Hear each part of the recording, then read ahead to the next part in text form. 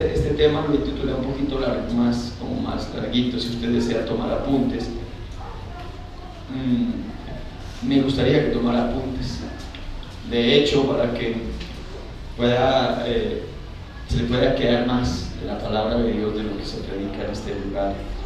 No solamente tomara los apuntes, sino que pudiera hacer un repaso en su casa de la prédica y de esta manera poder alimentarse mucho mejor.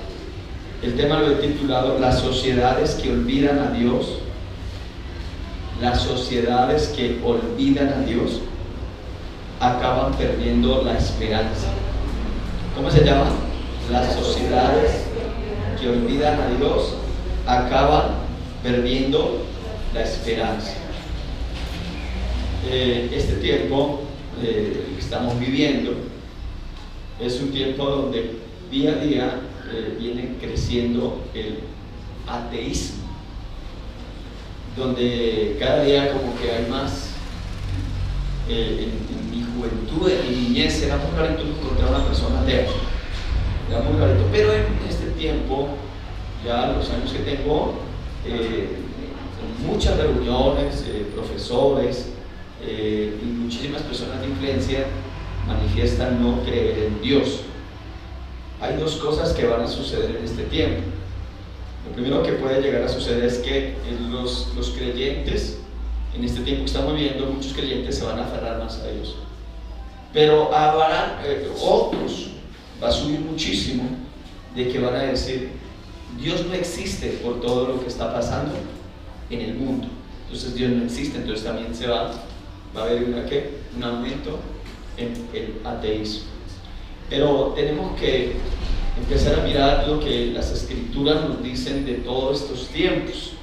Yo creo que es importante mirar hacia las escrituras, hacia la palabra de Dios. ¿Por qué? Porque la palabra de Dios nos habla de los tiempos y nos habla de los cambios de las sociedades y nos habla de la transformación de la mente y nos habla del estilo de vida de cada persona. Entonces, cuando yo miro la palabra de Dios, pues gracias a Dios primeramente por su palabra, gracias a Dios porque nos da ese privilegio de tener acceso a la palabra de Dios, que aunque nos da Dios ese privilegio, muchas veces no lo hacemos.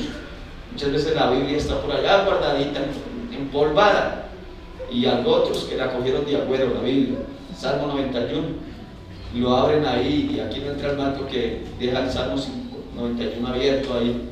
Y muchos le saben el Salmo 23 también, algunos salmos, pero de ahí no pasa, no hay ninguna revelación, no hay ningún entendimiento de la palabra de Dios.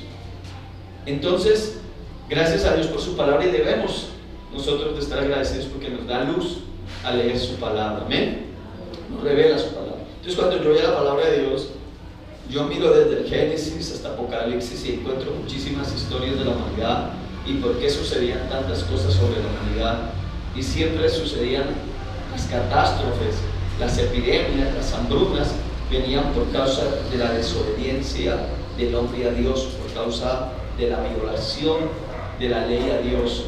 Entonces, pero también miraba que Dios no solamente traía el juicio sobre la tierra, sino que también daba una salida para el juicio. ¿Sí me van a entender? O sea, venía, digamos, la ira de Dios sobre la humanidad, pero también daba una salida. Voy a poner un caso, por ejemplo, cuando el pueblo de Israel estaba en el desierto y dice la Biblia que unas serpientes empezaban a morder al pueblo de Israel y cantidad de miles de personas se estaban muriendo. Eso dice la Biblia. Y fue Moisés y clamó a Dios y dijo, Señor, ¿qué hacemos? Hay unas serpientes que nos están mordiendo y están muriéndose las personas. ¿Qué le dijo Dios a Moisés?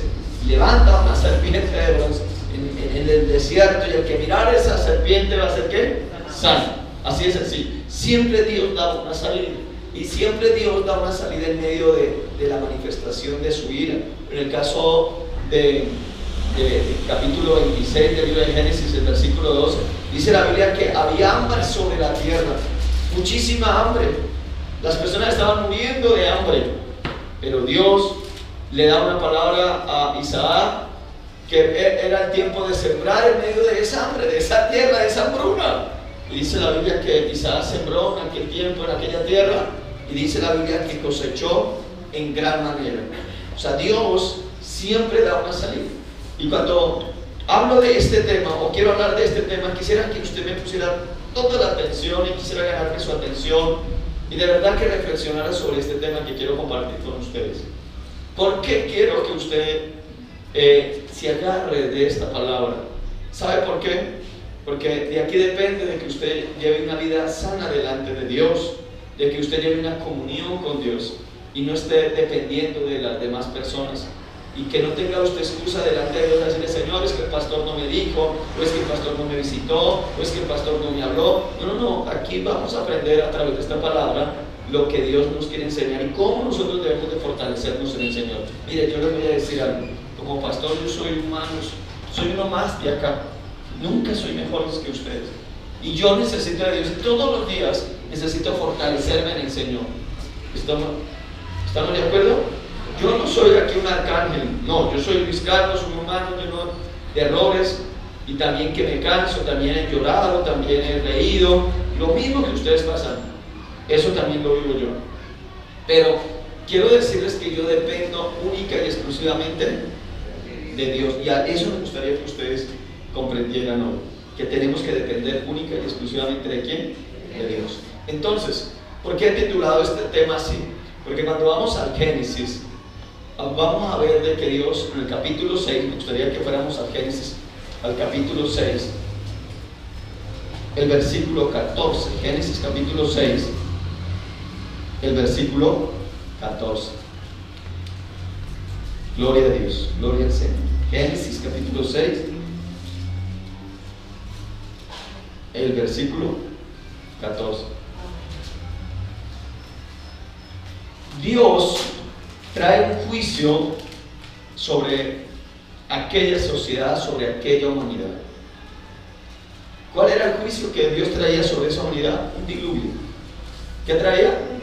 Un diluvio. Y nos da las causas de por qué Dios traía ese diluvio. Dice: porque la maldad era ¿qué? Era mucha. O sea, dice que hasta que subió la maldad delante de Dios, Dios dijo: voy a traer un diluvio sobre esa humanidad, o sea, voy a raer de la tierra a todo ser viviente. Pero Dios, en medio de ese juicio, dice la Biblia que ve a un hombre, o hay un hombre que haya gracia a los ojos de Dios. ¿Cómo se llamaba él? Noé. Y como Noé halló gracia ante los ojos del Señor, la Biblia dice que Dios le dio una solución, o le dio una salida a Noé y a su familia. El versículo 14, Dios le dijo a Noé: hazte una ¿qué? Un arca. Hazte un arca de madera. Hazte un arca, le dijo Dios. O sea, iba a destruir Dios la humanidad con un diluvio, y Dios dijo: la salvación para Noé y su familia es que ellos hagan ¿qué? Un arca. Pero no solamente era que ellos tenían que hacer el arca, sino que tenían que hacer el arca conforme al mandamiento divino. No era un arca cualquiera. Dios les dice: tienen que hacer el arca de tantas y tantas medidas, tienen que hacer el arca de esta madera, y tienen que calafetear esta madera de esta y de esta madera. ¿Sí me hago entender? De esta manera. Entonces Dios era muy específico en eso. Eso lo hizo, dice la Biblia, que eso lo hizo ¿quién? Noé. Y gracias a Dios, primeramente, que le dio la sabiduría para que construyera el arca. Y Noé dice que, siendo persuadido por Dios, obedeció a Dios, hizo el arca, y fue salva ¿qué? Su familia. Un arca, Dios utilizó un arca en el Antiguo Testamento. Algunas personas dicen, algunos teólogos dicen, que esa arca en el Antiguo Testamento representaba a Cristo Jesús. ¿Qué representa? A que va a venir un día un juicio sobre la tierra, y la Biblia dice que todos los que hayamos aceptado, todos los que hayamos sido rescatados por Cristo Jesús, no veremos la ira de Dios, sino veremos la gloria de Dios. Y los que rechazaron a Cristo, la Biblia dice que verán ¿qué? La ira de Dios. Eso es lo que dice la Biblia. Entonces, el arca en el Antiguo Testamento representa ¿a quién? A Cristo Jesús. O sea, el que está en Cristo es salvo, dice la Biblia. Es salvo el que está en Cristo.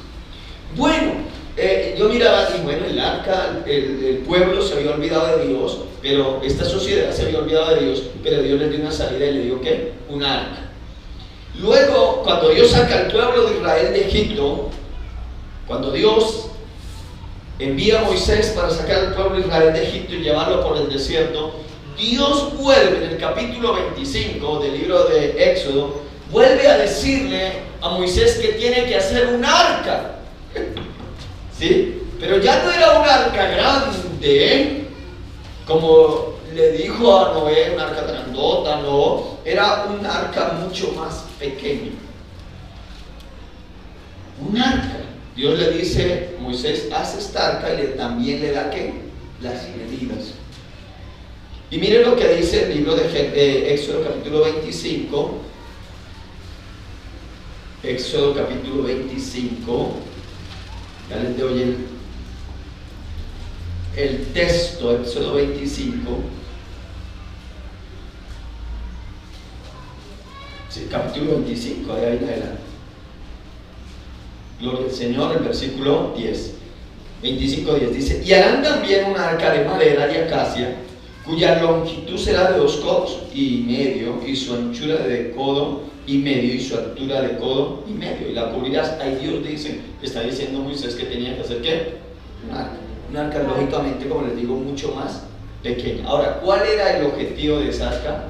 Dice el versículo 22, más adelante dice: y de allí me declararé a ti y hablaré contigo de sobre el propiciatorio de entre los querubines que están sobre el arca del testimonio, todo lo que yo te mandare para los hijos de Israel. Entonces, primero, el arca que Dios le dijo a Noé, ¿cuál era el objetivo de esa arca?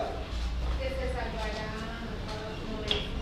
O sea, fue una provisión que Dios dio a una familia, la familia de Noé. La provisión era que ellos entraran en esa arca de ahí para que no se ahogaran.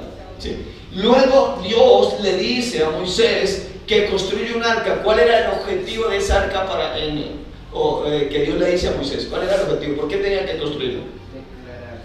Para Dios, dice, para hablarle al pueblo, o sea, que Él se manifestaba desde esa arca, le decía a Moisés, o le daba los mandamientos al pueblo a través de esa arca. O sea, había una manifestación ahí. Y luego Dios también le dice cómo tenía que construirla. Esa arca en el pueblo de Israel era muy indispensable. ¿Por qué? Porque era a través de donde Dios se manifestaba. De hecho, la Biblia dice que para la conquista, o para cuando el pueblo de Israel pasó hacia la tierra prometida, la Biblia dice en el libro de Josué, capítulo 3, cuando dice que iban a pasar el Jordán, la Biblia dice que quienes llevaban el arca eran los sacerdotes. Y cuando ellos llegaban y tocaban el agua, ¿se acuerdan que la predica la vimos hace unos días de acá? Las aguas se dividían. Pero ¿qué tenían que llevar encima? El arca. Y el arca en el Antiguo Testamento llega a tipificar, escúcheme bien, la presencia de Dios. ¿Qué pasa con el arca del Antiguo Testamento? Tipificaba la presencia de Dios. Quería decir que si el pueblo de Israel tenía el arca en esa sociedad, ellos estaban diciendo: nosotros tenemos la presencia de Dios, nosotros somos felices teniendo la presencia de Dios. Eso era maravilloso, que el pueblo de Israel tuviera el arca ahí. Pero bueno, ¿qué pasó? La Biblia dice que cuando el pueblo de Israel pasó hacia la tierra prometida, cuando ya pasaron al otro lado del Jordán, el pueblo de Israel seguía en guerra. Y seguía en guerra con los filisteos, ¿con quiénes más? Con los amalecitas. O sea, muchísimos pueblos le declaraban que la guerra a Israel, y cada vez que los pueblos le declaraban la guerra a Israel, el pueblo, los sacerdotes iban y se postraban delante del arca de Dios en el templo y adoraban a Dios. Y Dios les fortalecía porque decían: nosotros estamos seguros aquí porque el arca de Dios está con nosotros, y si está el arca de Dios con nosotros, vamos a salir victoriosos. O sea, en pocas palabras, lo que decimos nosotros: si Dios está conmigo, ¿quién contra mí? ¿Sí es cierto? Así lo decimos. Si Cristo está en mí, si el Espíritu Santo está en mí, yo saldré ¿qué? Victorioso. Esto es lo que decía el pueblo de Israel. El arca está en nosotros, vamos a salir victoriosos. De hecho, cada vez que salían a la guerra, la Biblia nos enseña en el primer libro de Samuel, capítulo 3, Sí, capítulo 3, la Biblia nos enseña que un día el pueblo de Israel salió a la guerra y cuando iban a la guerra salían derrotados. Volvieron a la guerra y salían derrotados con los filisteos. Y es así o no así. Pero un día, dice la Biblia, los hijos de Israel dijeron: yo creo que nos toca llevar ese arca. O sea, en pocas palabras, para salir victoriosos nos toca llevar el arca para poder ganar la guerra. Así que fueron y sacaron el arca. Se llevaron el arca en el tiempo del sacerdote Elí, y se fueron y llevaron el arca y vamos a ir a pelear. Y dice la Biblia que ese día perdieron y los filisteos capturaron el arca. O sea, se llevaron el arca del pueblo de Israel, se la llevaron a la tierra de los filisteos. Y dice la Biblia que cuando escuchó al sacerdote Elí que el arca había sido capturada, el hombre entró en una desesperación, dice, y cayó hacia atrás y se estucó, murieron los hijos de Elí. O sea, eso fue un desastre total. O sea, el sacerdocio, o sea, fue terrible la crisis que el pueblo de Israel empezó a vivir. Pero ¿qué pasó? Los filisteos llevan el arca y escuchen bien, todas las naciones, o en ese tiempo, cuando una nación salía a la guerra siempre sacaba a sus ídolos, y si ellos ganaban la guerra le atribuían la guerra ¿a quién? Al dios de ellos, al ídolo. De tal manera que los filisteos decían: nosotros ganamos por el, ¿cómo se llamaba el dios? Asdod, Dagón. Nosotros ganamos la guerra por Dagón, decían los filisteos. Y entonces llegaban y le llevaban ofrendas a Dagón allá en el templo de ellos. ¿Y saben qué era lo triste? Que cuando ellos ganaron la guerra y se llevaron el arca del pueblo de Israel, dice la Biblia que la pusieron en el templo donde estaba Dagón. Y al otro día se levantaron y dice que Dagón había sido desnucado, había caído ahí, y había sido que estaba postrado, el dios de ellos, el ídolo de ellos, estaba postrado delante del arca del Señor. Y empezó a ser un problema, escúcheme bien, empezó a ser un problema el arca en el pueblo de los filisteos. De tal manera que la Biblia dice que morían personas, que venían tumores, era muchísima la gente que estaba muriendo. Y el pueblo de Israel estaba adoleciendo, escúcheme bien, diga, escríbalo, el pueblo de Israel estaba adoleciendo por la presencia de Dios. Adolecía.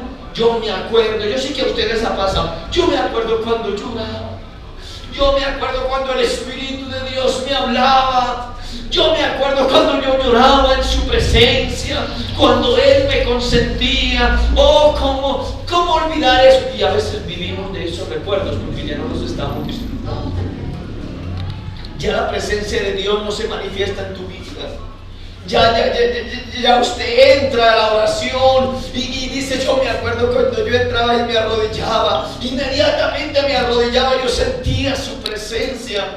Pero hoy tú te arrodillas y pasas 30, 40 minutos, una hora y no sientes nada, y usted empieza a vivir de los recuerdos. Adolezco esos días en que yo sentía que el Señor me consentía. Y el pueblo de Israel sabía eso. Pero ya no está aquí el arca en nosotros, decía el pueblo de Israel. Ya no está su presencia aquí. Así que el pueblo de Israel empieza a vivir, escúchenme bien, en un tiempo de conformismo, en un tiempo donde no había quien se preocupara por decir: oh Dios, ayúdanos a que el arca tuya vuelva a Israel. No había.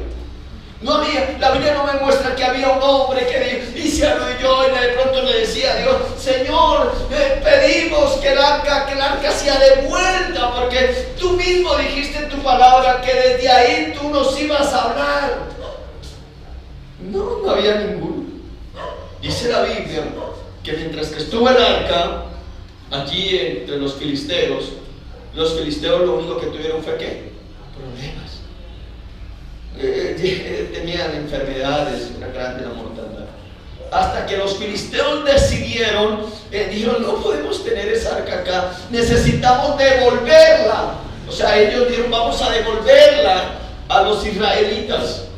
Y ellos tomaron la decisión de devolver el arca a los israelitas. Pero lo triste es que el pueblo no se alegró cuando devolvieron el arca. No se alegró el pueblo. Mire lo que dice la palabra del Señor. El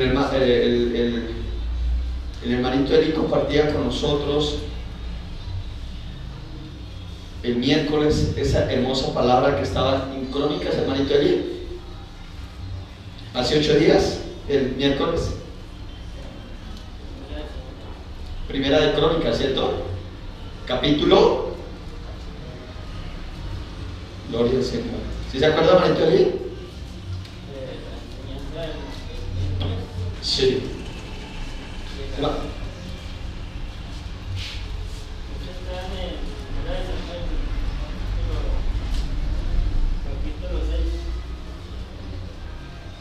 Primera de Samuel, que era la segunda. Entonces miremos acá. Sí, miremos acá en Primera de Crónicas, y ahorita vamos a poner lo que dice el hermanito Eli. Primera de Samuel 17. 7. Primera de Samuel 7. Bueno, miremos primero para coger un poquito más la predicación. Primera de Samuel capítulo 7. Gloria a Dios. Primera de Samuel capítulo 7. ¿Sí? Sí, 7 al 1. Primera de Samuel capítulo 7. Dice la palabra del Señor. Vinieron los de Kiriat Jearim y llevaron el arca de Jehová y la pusieron ¿dónde? En casa de Abinadab, situada en el collado, y santificaron a Eleazar su hijo para que guardase el arca de Jehová. Desde el día en que llegó el arca de Kiriat Jearim, pasaron ¿cuántos? Dice la Biblia, muchos días, ya nos aclara un poquito aquí, dice 20 años, y toda la casa, ¿qué? Toda la casa de ¿qué? De Israel lamentaba en pos de Jehová. Bueno, lo que pasa es lo siguiente, para que se me entienda. Cuando los filisteos devuelven el arca, ellos devuelven el arca, dice que la llevaron a una ciudad llamada ¿cómo? Kiriat Jearim. Allá llevaron el arca y la dejaron allá. Y dice, y la pusieron en la casa de un señor, subraye bien, de un señor que se llamaba ¿cómo? Abinadab. ¿Cómo se llamaba ese señor? Y la dejaron ahí. Pero quiero que ustedes tengan algo muy en cuenta aquí, lo que pasó en esa casa. Dice la Biblia, situada en el collado, y santificaron a Eleazar su hijo, ¿para que qué? Para que guardase el arca. Bueno, aquí hay yo me ponía a leer esto aquí, decía Dios, yo no entiendo este pedacito. Hay un señor, el arca era lo más glorioso para el pueblo de Israel. Entonces los filisteos lo que hacen es que devolverla. Pero lo que yo veo acá es que el pueblo de Israel no celebra que el arca haya sido devuelta. O sea, no dicen, oiga, es la presencia de Dios, es Dios mismo. No celebra. No hay una celebración, o sea, no hay una actitud de gozo. Diga conmigo, no hay una actitud de gozo por la presencia de Dios. Dígalo nuevamente, no hay una actitud de gozo por la presencia de Dios. ¿Me está entendiendo lo que le estoy hablando? Yo no sé si usted me está entendiendo. Por favor, entiéndame, porque si no me toca decirles lo que dijo el Señor Jesucristo, me toca llevarlos aparte y explicarles qué es lo que les quiero decir. No hay una actitud de gozo por la presencia de Dios, y eso puede pasar en cada uno de nosotros. Se pierde el gozo por la presencia de Dios. Usted ya viene acá y como normal, ¿me está entendiendo? Usted viene acá y si cantó normal y si salió bien, todo bien, ¿no? Pero no llega, o sea, y yo voy a gozarme con el Señor, yo voy a recibir una palabra. Aquí los de esta población para ellos no fue un gozo. Lo segundo, Abinadab, ¿qué le pasó a Abinadab? Porque Abinadab dice que santificó a su hijo. Loco. ¿Quién es el que tiene que darle un lugar a la presencia de Dios en la casa? ¿Quién? ¿Quién? Dígalo duro, ¿quién? El padre, el jefe de familia. A ver, se lo voy a poner en otras comparaciones. Es como si Dios me llama a mí para que yo sea el pastor y yo digo, no, Señor, más bien mi hijo Cristian. Entonces yo me quito, santificamos a mi hijo Cristian y y me paro allá a verlo como él lleva el sacerdocio. ¿Sería correcto? ¿Sería correcto? No. No se lo voy a decir otra palabra. Es como si en su casa, mi amado hermano, el que busca de Dios es su hijo y no es usted. ¿Me está comprendiendo? No es usted. Feo. Qué tristeza, ¿no? Oh, no. ¿Cómo puede ser posible que usted, siendo el jefe de su casa, no transmita ese testimonio o de darle ese lugar a Dios? Si usted no lo hace, no lo van a hacer sus hijos. ¿Es así o no es así? Entonces la Biblia dice aquí, y él santificó a su hijo, ¿qué? Eleazar. Apartó a su hijo Eleazar. ¿Por qué no lo hizo él? Ahora, miren lo que dice. Dice, y desde el día en que llegó el arca a Kiriat Jearim pasaron, ¿qué? Muchos, ¿qué? Muchos días, 20 años, y toda la casa de Israel, ¿qué? Lamentaban. O sea, en pocas palabras, 20 años con la presencia de Dios en su casa. ¿Y qué? ¿Y qué? Y no pasó nada pasó. ¿Por qué? 20 años de vida cristiana y no ha pasado nada en su casa, en su vida. ¿Por qué? Esa es la pregunta, ¿por qué? Algunos me dicen, hermano, pues que mi vida no ha cambiado, mi hogar sigue infeliz, sigue en desastre, mis hijos en problemas. ¿Por qué no ha cambiado su casa? ¿Por qué no ha cambiado su vida? Si ahí estaba el arca del Señor, esa es la pregunta. Contésteme usted, hermano. 20 años, muchos días y no pasaba nada. Qué terrible, hermano. Qué terrible que usted lleve 5, 6, 7. No hay algo más doloroso y desastroso y terrible para Dios. Y para mí, que yo llevo 20 años en mi vida cristiana y no haya pasado nada.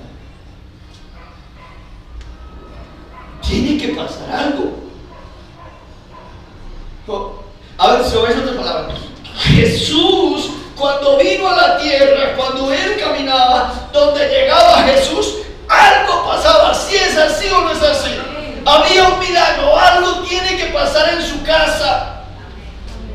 Usted no me está entendiendo. Algo tiene que pasar en su casa, algo tiene que suceder, no sé, pero alguien tiene que llegar a su casa y decir, algo pasa aquí, mejor me voy. Pero algo tiene que pasar en su casa. La Biblia dice que 20 años, muchos días pasaron, y el pueblo, ¿qué hacía? Se lamentaba. ¿Qué hacía el pueblo? Solo se lamentaba. Ay. Díganle a la persona que está a su lado, sus lamentos no sirven de mucho. Lo único que generan es su lástima. En serio, si quiere, laméntese toda la vida. Si quiere, sígase lamentando a ver si va a solucionar su vida. ¿Usted cree que va a solucionar?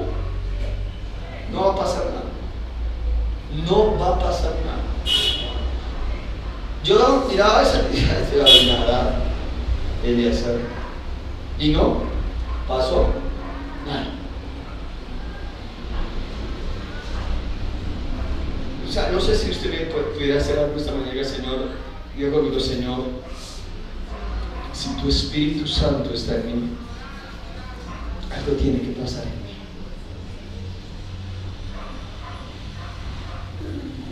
Algo tiene que pasar.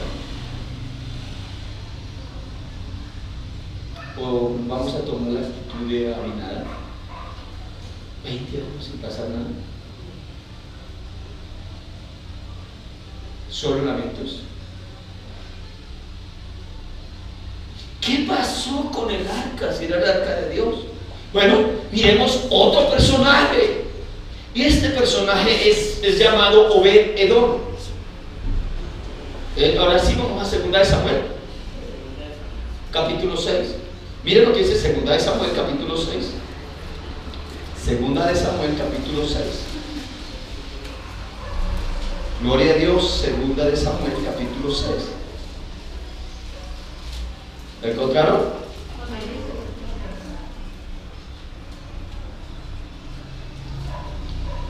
desde el capítulo 12.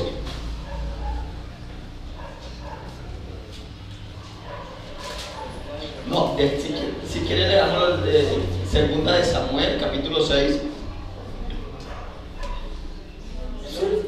El 11. ¿Está bien? Sí, el 11. Sí, está bien. Dice que David, aquí en este capítulo 6 dice, intenta llevar el arca de Dios ¿a dónde? A Jerusalén.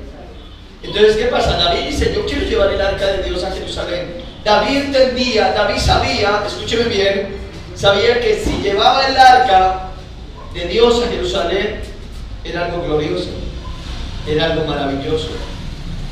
¿Me está comprendiendo? Escúcheme bien antes de leerlo, no se me salga. David dice, yo quiero llevar el arca de Dios, ¿a dónde?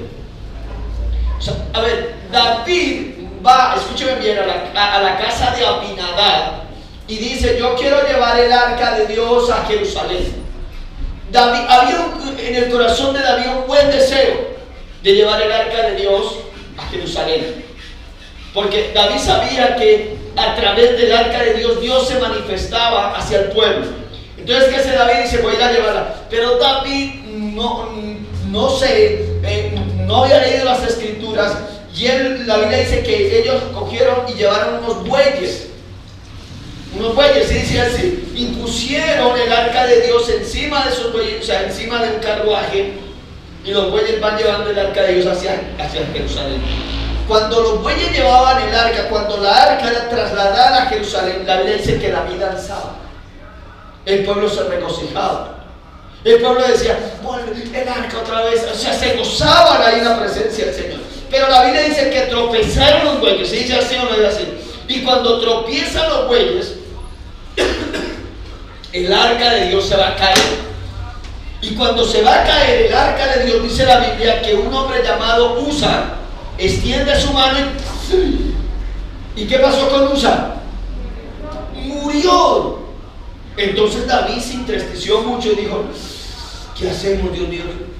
Y fueron y miraron en las escrituras y encontraron que el arca de Dios no podía ser transportada por bueyes, sino que tenía que ser transportada ¿por quién?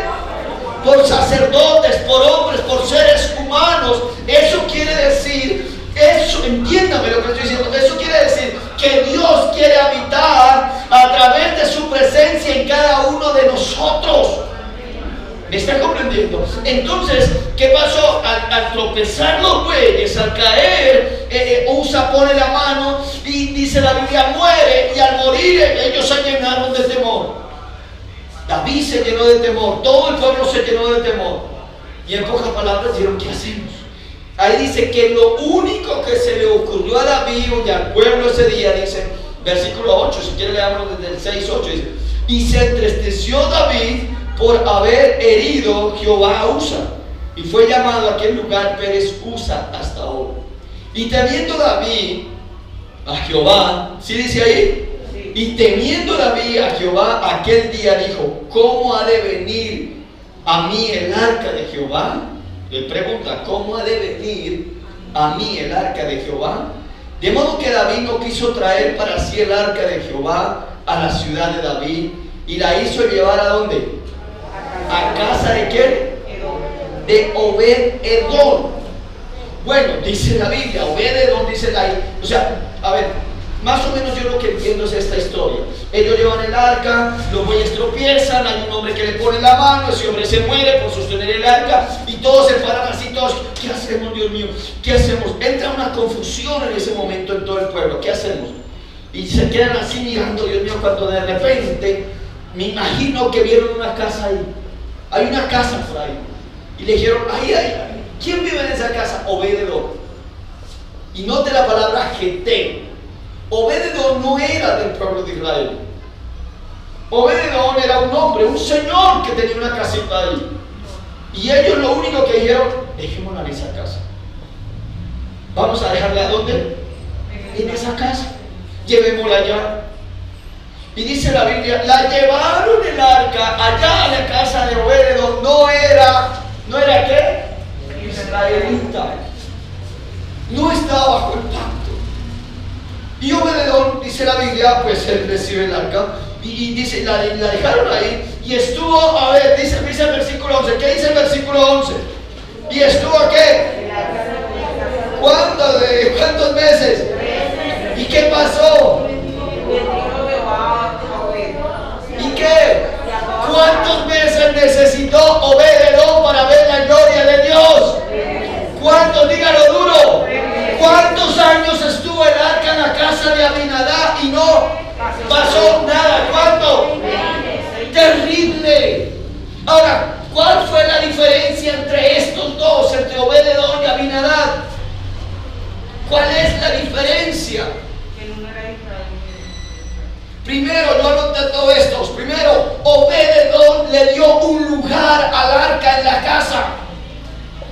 Conmigo, si quieren anotar. Primero, Obed-Edom le dio un lugar al arca en la casa. Obed-Edom dijo: si la presencia de Dios viene a mi casa, yo voy a recibir al Señor como debe ser y lo voy a honrar en mi casa. ¿Usted honra a Dios en su casa? Escúcheme bien, él dijo: lo más importante de mi casa, Dios, no es la televisión, no es el celular, no son mis hijos. Lo más importante de mi casa se llama Dios. Eso lo hizo Obed-Edom. Obed-Edom dijo: la presencia de Dios está en mi casa y la voy a respetar. Voy a vivir, mi casa es una casa donde se puede ver la gloria de Dios. Solo necesitó 3 meses, mi hermano.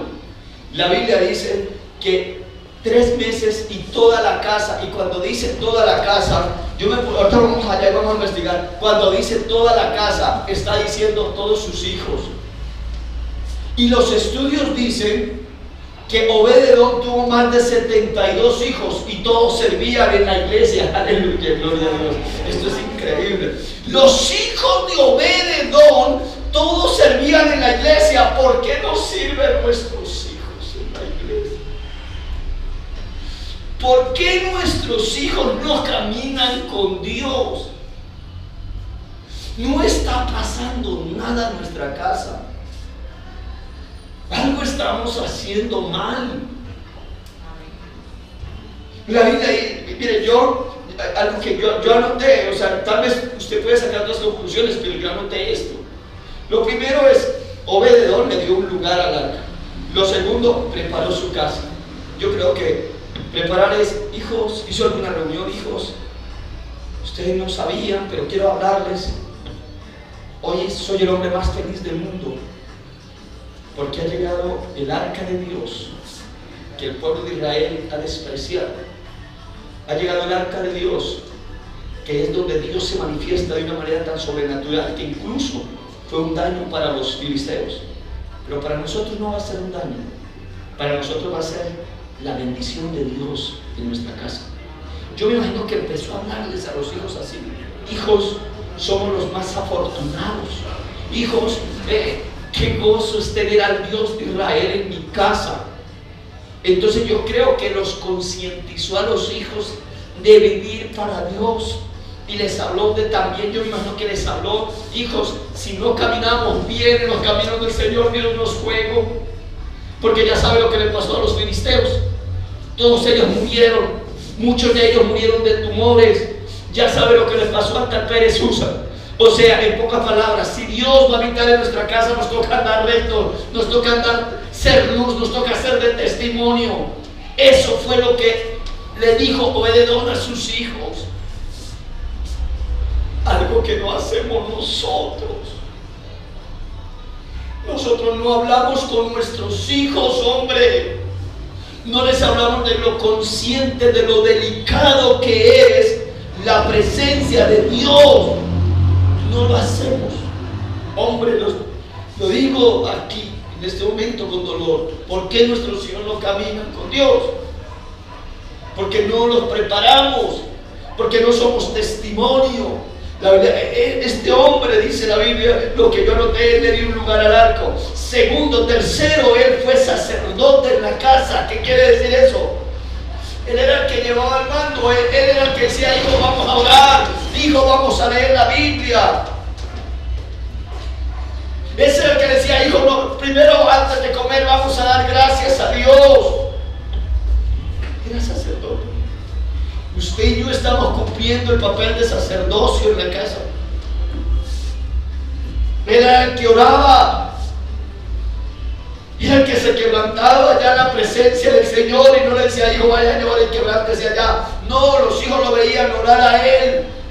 Llorar allá, Señor, aquí estoy delante de tu presencia, ahí en el arca. Ahí estaba orando Obed-edom. Ahí estaría orando. Yo creo que veo esas imágenes. Pero a veces la pereza nos ve a nosotros y no somos testimonio. Y no tenemos respeto por la presencia de Dios. Y no, ni siquiera la amamos.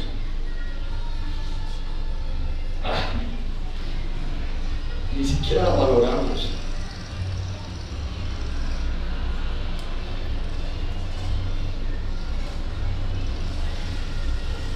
Él fue testimonio para su casa.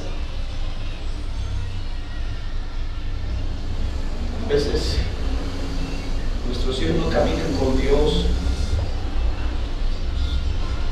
Y nosotros lloramos y nos sentimos mal. Yo soy así. Y no vea que decir super santo, no.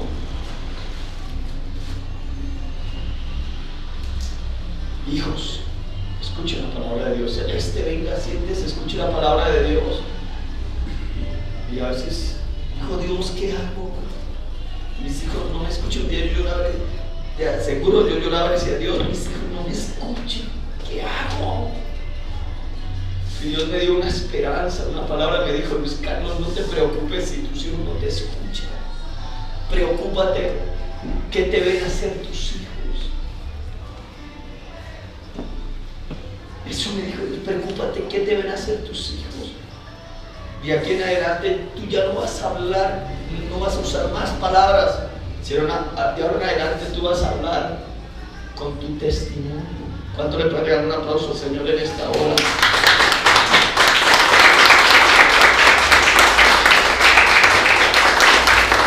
Yo creo que Obed-edom fue testimonio para sus hijos. Tercero, cuarto o quinto, yo no sé dónde voy ya. Quinto, fue respetuoso con la presencia de Dios. Fue respetuoso con la presencia de Dios.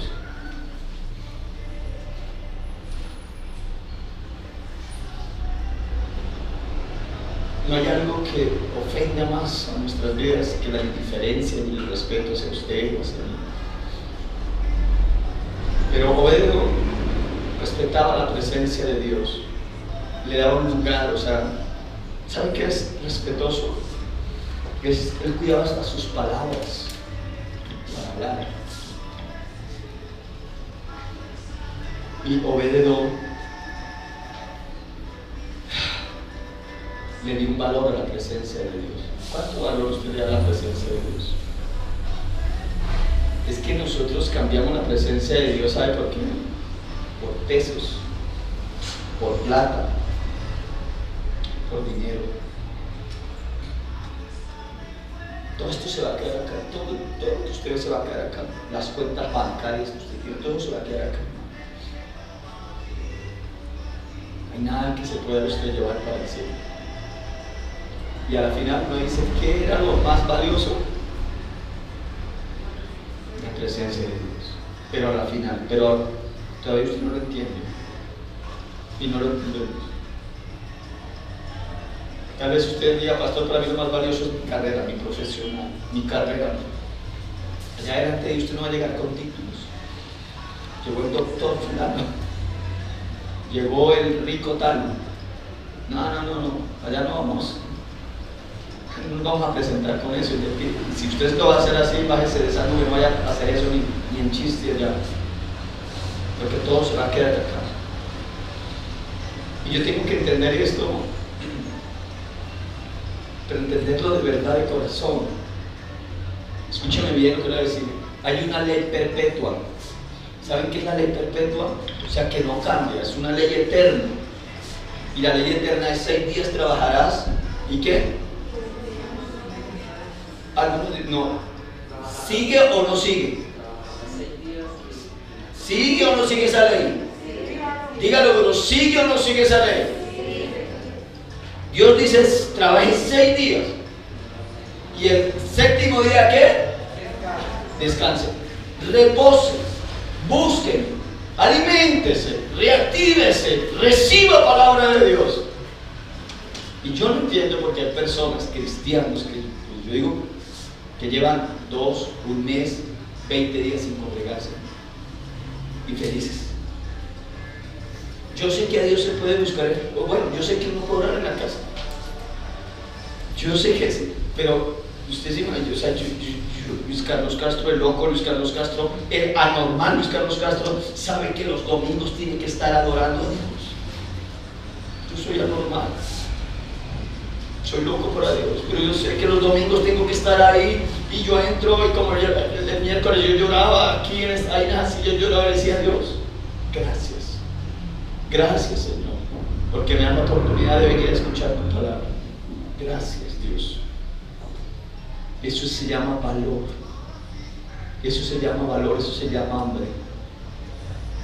El hermano me regaló esta mañana un texto, bienaventurados, Mateo capítulo 5, versículo 1, bienaventurados los pobres en espíritu, porque de ellos es el reino. ¿De qué?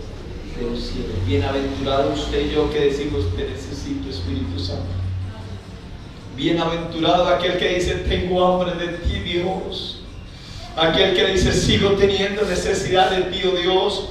Bienaventurado aquel que ha leído la Biblia muchas veces pero sigue diciendo te necesito más. No por saberse 3, 4 textos bíblicos ya usted es el súper rico. Pero hay personas así. Yo sigo diciéndole a Dios, sigo necesitando de ti, Espíritu Santo. Sigo diciéndole así. ¿Y saben qué pasó con Obed-edom? 3 meses estuvo en el arca, en la casa de Obed-edom. ¿Y qué? Y 3 meses fue suficiente para ser bendecido. 20 años estuvo en la casa de Abinadab y no pasó nada. ¿Por qué? Porque Abinadab trasladó su responsabilidad. ¿Qué hizo Abinadab? Diga a la persona que está a su lado, no traslade su responsabilidad. Usted sabe lo que tiene que hacer. No espere que otro haga lo que usted tiene que hacer. Oiga, el esposo, amor, ore usted. No, es usted el que tiene que orar.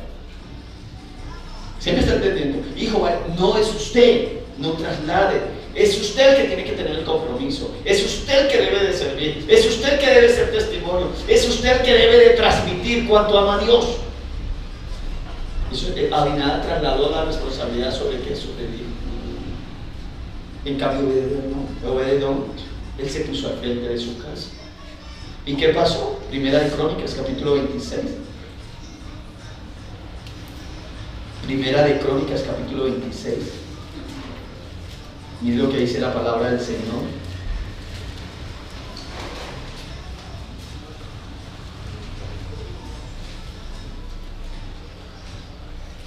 Dice la palabra de Dios que David lleva el arca hacia el templo. 26, Primera de Crónicas, capítulo 26.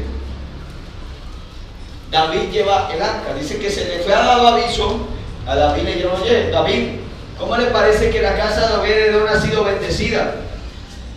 Y David dijo, hay que traer el arca de Dios aquí a Jerusalén. Y ya la trajo conforme decía las escrituras. ¿Sí me está comprendiendo? Y era que tenía que llevarla. ¿Quién la tenía que llevar el arca de Dios? Los sacerdotes. Llevaron el arca de Dios. Pero Obed-edom no se quedó a sus brazos cruzados. Yo me imagino que el día que llegó David a la casa de Obed-edom, muchas gracias por haber tenido el arca acá, pero nos vamos a llevar el arca. Yo no creo que, bueno, sí, muchas gracias, chao. No, Obed-edom hizo eso. Obed-edom, lo que dice la Biblia, que es aquí en Primera de Crónicas, capítulo 26, es que cuando llevan el arca de Dios hacia Jerusalén, Obed-edom dice, yo me voy detrás del arca. Dejó la casa. Yo me voy detrás de la presencia del Señor.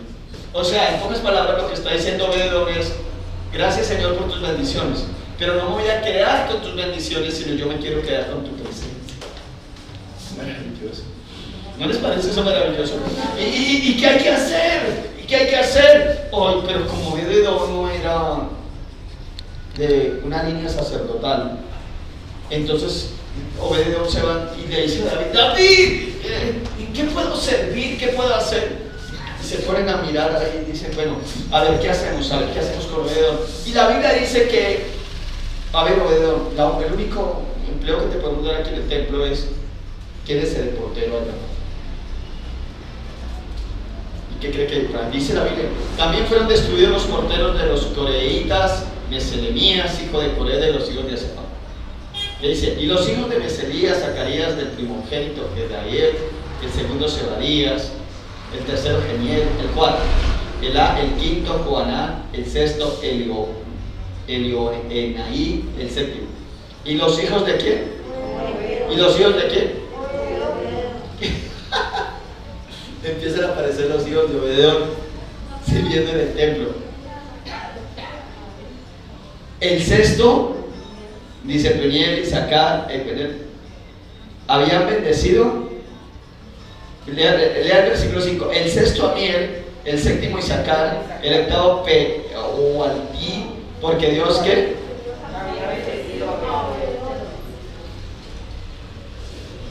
O sea, ¿qué hay que hacer? Trabaje de portero. ¿Y saben cuál es el oficio del portero? ¿Cuál es el oficio del portero aquí, hermanita Marta y hermanita Cristina? Recibir a la gente, darle la bienvenida,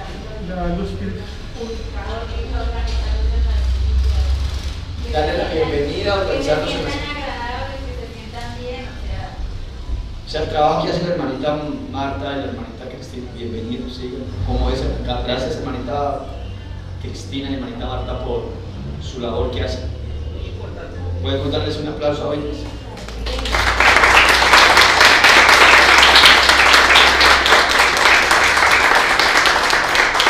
Ojalá usted tenga ese agradecimiento con ellas, ¿no? Que usted cuando entre en las vea diga: ay, gracias hermanita, buenos días. Y no que diga: ay, me recibió esa señora, no va a decir que me siente. No, porque a veces pasa eso, ¿cierto? Pero la Biblia dice que Obed-Edom, los hijos de Obed-Edom empiezan a trabajar ¿de qué? De portero. ¿Y sabe cuál era el trabajo de ellos? No solamente era recibirles y darles las bienvenidas y abrazarlos, ¿no? Sino ellos tenían ahí agüita para lavarles los pies a todos los que llegaban allá al templo. Yo me imagino que algunos llegaban con pecueca. Bueno, no sé si en el tiempo existía la pecueca. No, yo no sé, pero yo no creo que fuera. O bueno, ¿a ustedes les parece agradable llegar y lavar los pies a las personas ahí? Si es agradable o no es agradable, yo creo que no, pienso que no. En serio, no sé, bueno, no sé todo, pero uno se va y se manda a hacer un manicure, creo que le cobran a uno 7,000. Bueno, ya subió, ese era el tipo. Pero usted vaya y mándese a hacer un pedicure, ¿cuánto vale? 12, 14. Más, vale más que las manos. Me imagino yo que porque no es lo mismo las manos que los pies. Pero el oficio del portero era que pues, recibir y lavarle los pies a las personas que venían al templo. ¿Eso fue deshonroso para Obed-Edom y sus hijos? No. ¿Por qué? ¿Pero por qué lo hicieron? Porque ellos amaban a Dios. Ellos servían a la gente y sabían que al servirle a la gente estaban sirviendo ¿a quién? A Dios. Pero lo que me impacta a mí es que estaban todos los hijos de Obed-Edom ahí. Nosotros sufrimos, yo soy padre de 4 hijos. Y hay uno que no quiere andar como debe ser y sufro por él, de 4. Usted tiene 2, tal vez, 1 y no camina con Dios. Pero Obed-Edom dice la Biblia que tenía 72. Ahí más adelantico dice, ¿sí? ¿A dónde está? ¿En el 8? Dice, todos estos de los hijos de Obededom, ellos con sus hijos. Oh, hay algo más. Y dice, todos estos de los hijos de Obededom, ¿ellos con qué? O sea, aquí está viendo que no solamente le servían a Dios los hijos de Obededom, sino ¿quién? Los nietos. Diga conmigo, mi generación servirá al Señor. Y no solamente mis hijos, sino también mis nietos, hasta la tercera y cuarta generación. ¿Lo creen? ¿Le pueden dar un aplauso al Señor?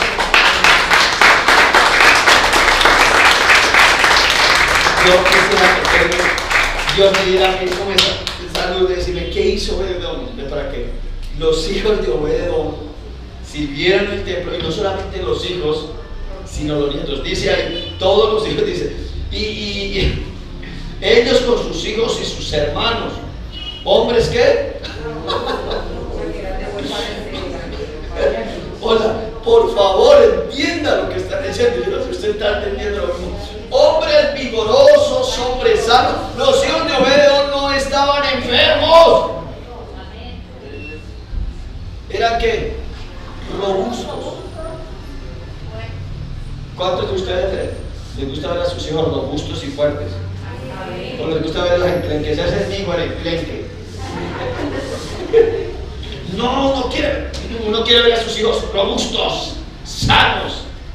Y si están enfermos, los parte en mi corazón. Diga conmigo, Tatiana, mi hijo va a ser robusto y fuerte. Dígalo duro, dígalo duro. Diga, Josué va a ser robusto y fuerte porque es bendecido por mi Señor. Precioso. No, en serio, es que esto es una hermosura. Los hijos de Obededom eran robustos. ¿Y qué? Y fuertes. Hay algo más maravilloso, algo más lindo que esos hijos son fuertes, robustos, nada de perfecto. Uy, no, es que yo me pongo a mirar y la bendición de Dios es tan completa, tan maravillosa en la casa de Obededom. Robustos, fuertes, servían en el templo. Ay, yo sé que usted me dice, ay, qué envidia con Obededom. No, qué envidia, no, porque no hace lo que hizo. ¿Por qué no hacemos lo que hizo Obededom? 72, dice, ahí dice que tiene 70, dice, robustos para el servicio, 70 y 62.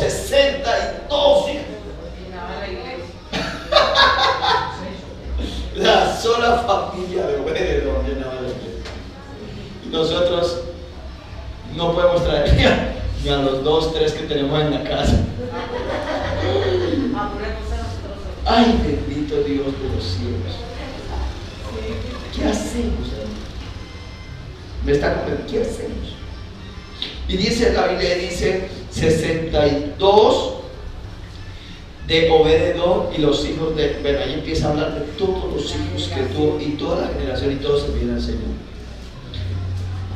Amado hermano, ¿por qué? Porque tomó la decisión de comprometerse con Dios. Yo no sé usted qué piensa hoy después de este mensaje. La Biblia dice que Abinadab suspiraba, se lamentaba, solo se lamentaba. ¿Cómo me acuerdo? Suspiraba, pero de ahí no pasaba. Y creo yo que Dios estaba esperando que usted y yo tomemos la decisión que tomó Obededom. Si usted, yo había anotado esos 5 o 6 pasitos, usted puede anotar mucho más y se puede empezar a investigar qué hizo Obededom para que toda su casa le sirviera al Señor.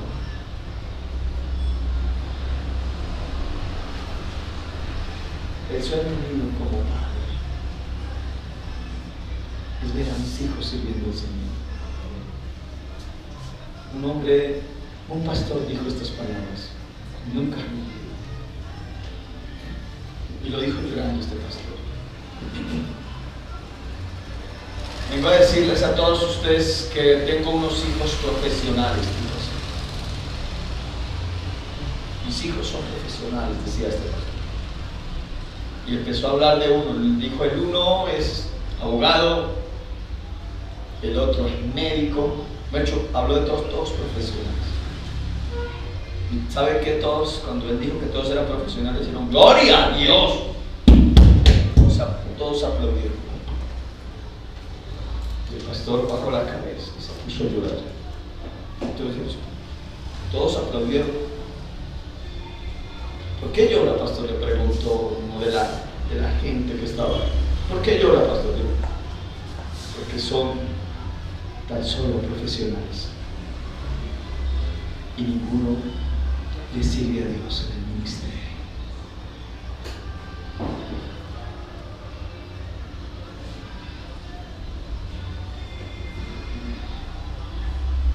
Yo le pido a Dios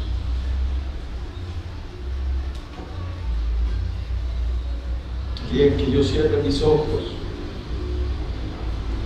quiero ver a mis hijos sirviéndole a Dios. Ese día entenderé que hice una labor buena. De lo contrario no hice nada. Solo prediqué la palabra, pero no pasó nada en mi casa.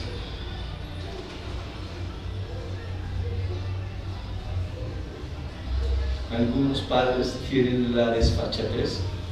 Vaya hijos a la iglesia, los mandan a la iglesia, ni siquiera ellos van, trasladan su responsabilidad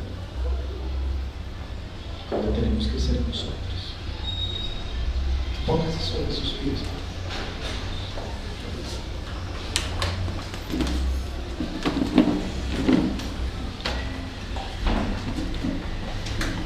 Padre, dame oportunidad de servir. Padre, enséñame a valorar tu presencia. Enséñame a ser un cristiano de verdad, Señor.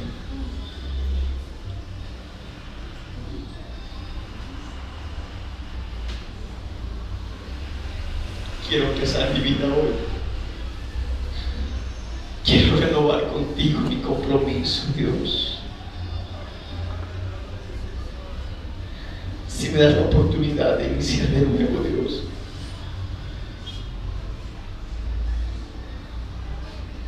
de tener un nuevo comienzo. Creo que hoy he hecho muchas cosas mal, Dios, pero quiero amar tu presencia. Quiero darle un lugar a tu presencia en mi casa, Dios. Quiero vivir para ti. Quiero que mi casa toda te sirva. Yo quiero que Junior, Cristian, Celeste, Alejandro, mis nietos te sirvan, Dios.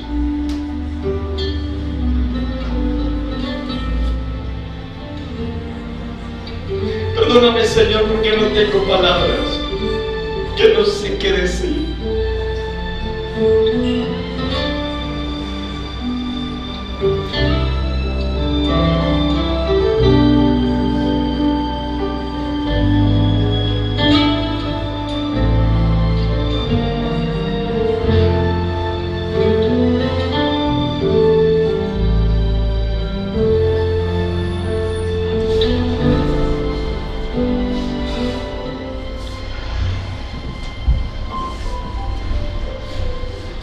Puedas hacer un compromiso con Dios.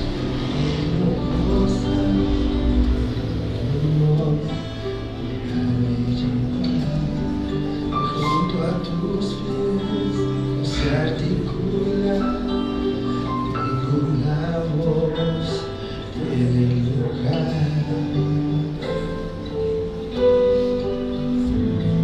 Que junto al Maestro me quiero sentar,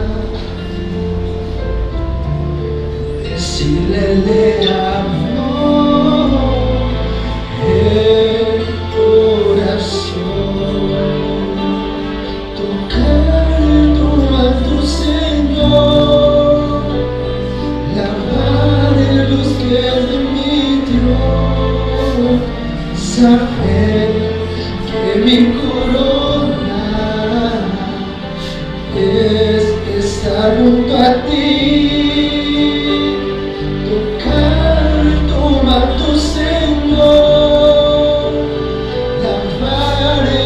pies de mi trono, saber que mi corona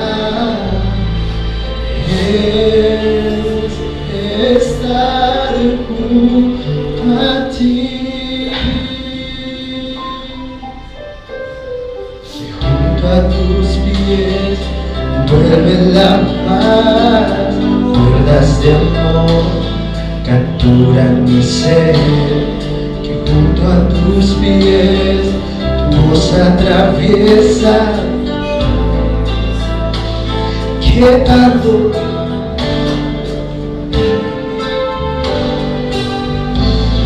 que junto al mar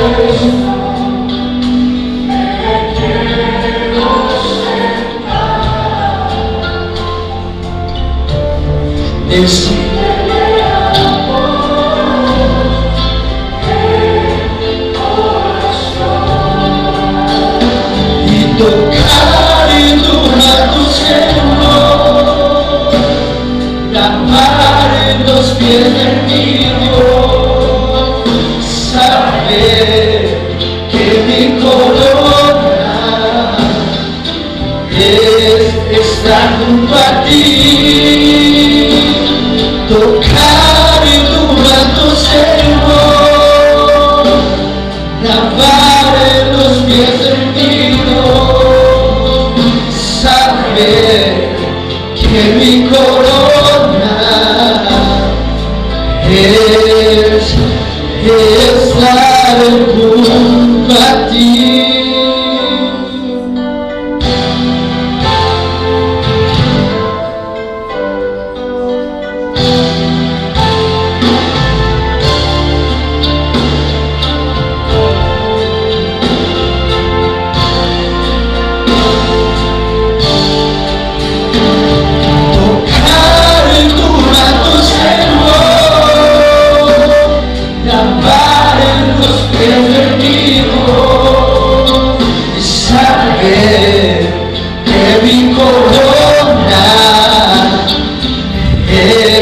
Estar junto a ti, tocar en tu manto, Señor,